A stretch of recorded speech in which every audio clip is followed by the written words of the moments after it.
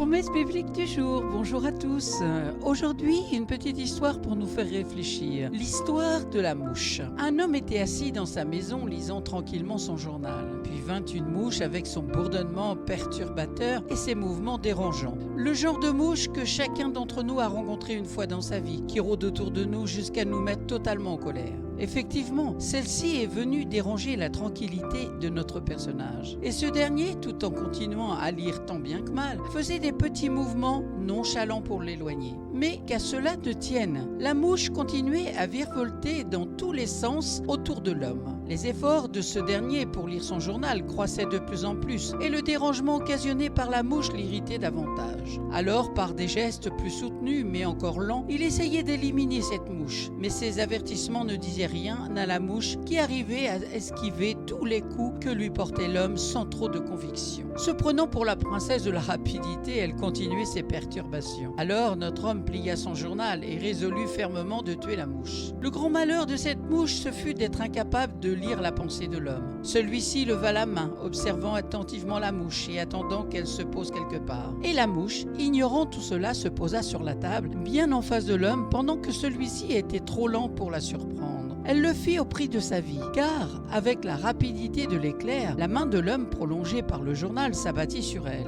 Elle eut seulement le temps de constater que c'était terminé pour elle. Ah, si elle avait pu imaginer que l'homme pouvait être aussi rapide, elle aurait pris le large lors des premiers avertissements moins violents. Mais hélas, que peuvent les raisonnements au moment où la mort devient inévitable? Ainsi, après ces réflexions amères en flash, la fin de notre mouche fut triste à pleurer. Les hommes et les femmes de ce monde ressemblent à cette mouche. Ils vivent dans un monde immense et complexe, mais leurs propres capacités et compétences les aveuglent et leur donnent l'impression de maîtriser leur destinée ainsi que leur environnement. La vélocité de la mouche l'a rendue orgueilleuse et sûre d'elle. De même, l'homme est impressionné par ses propres exploits, la technologie électronique et informatique, la médecine, la sécurité sociale, etc., etc., à tel point que son intelligence altérée ne mesure pas réellement la complexité et la perfection du monde qui l'entoure. Car quelle lampe éclaire mieux que le soleil? Quel ordinateur est plus intelligent que l'homme qui l'a fabriqué? Pourtant, un bébé qui vient juste de naître arrive à téter tout seul. Une petite graine qui meurt en terre produit un grand arbre. Si les hommes ont mis tant de temps et de travail, des siècles et des grands moyens pour réaliser avions, ordinateurs et autres inventions, comment peut-on penser que notre univers, plus grand et plus complexe que toutes les inventions des hommes, puisse venir du hasard? L'évidence selon laquelle une intelligence douée d'une puissance infiniment grande est à l'origine de la création ne s'impose-t-elle pas? En réalité, cette intelligence est celle de Dieu. La rébellion de l'homme vis-à-vis de Dieu a été provoquée par Satan, un esprit qui autrefois était au service de Dieu. C'est lui qui pousse les hommes à désobéir à Dieu et à douter de son amour. L'Éternel Dieu a décidé de punir définitivement ainsi que tous ceux qui suivent ses conseils. Mais la Bible dit que Dieu ne souhaite pas la mort du méchant. Il veut qu'il se détourne de ses mauvaises voies et vienne à lui pour vivre heureux et libre sur terre et au ciel. Il envoie directement ou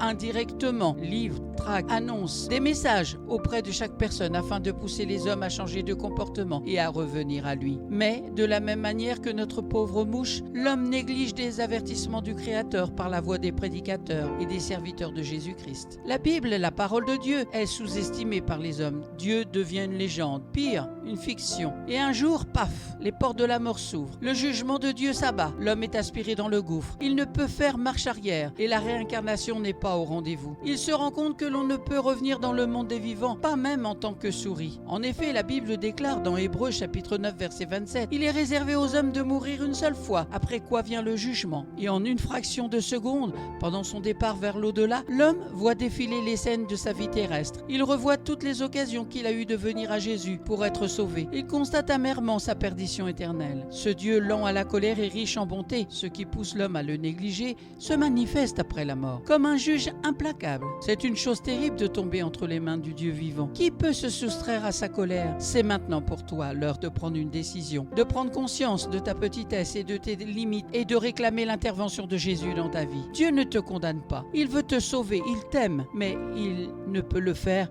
sans ton consentement. Même toi qui es convaincu d'être chrétien, chrétien alors que tu marches dans le compromis avec Satan, par ta jalousie, ton orgueil, ta négligence vis-à-vis de sa parole. Dans Apocalypse chapitre 3 verset 15, il est écrit: le Seigneur dit qu'il vomira les tièdes. Et dans Matthieu 25, les vierges folles, celles qui n'avaient pas d'huile dans leur lampe, ne furent pas admises aux noces de l'agneau. Abandonne le péché et reviens à ton Dieu. Amen. Merci Seigneur pour cette histoire de la mouche qui parle à chacun d'entre nous. Que ton Saint-Esprit puisse agir dans le cœur de chacun et que ta gloire se manifeste dans chacun. Pour le nom de Jésus et pour ta gloire, Père. Amen. Merci à vous d'avoir pris du temps pour écouter Promesse biblique du jour. C'était l'histoire de la mouche. Je vous donne rendez-vous à très bientôt.